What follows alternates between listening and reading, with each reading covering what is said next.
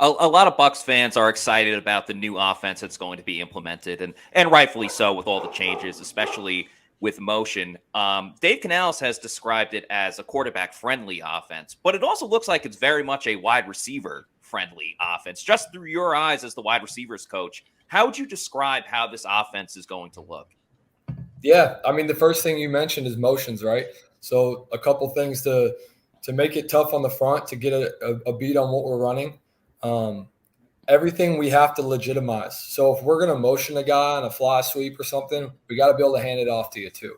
All right, we're going to have to keep the defense honest. So Mike looks up, he's like, "What, really?"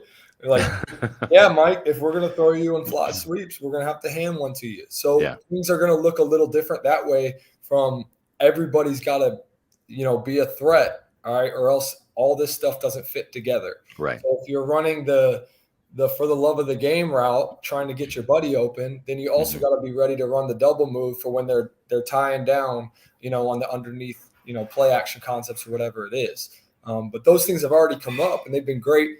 I would say too, because we have two really smart safeties right now that are trying to read everything.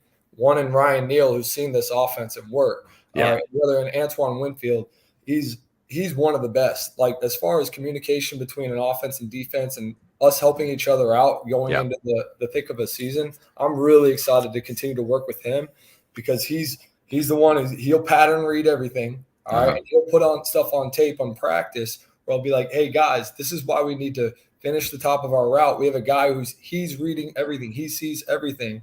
All right. And if we don't finish and we're not on the details, then he's going to jump it.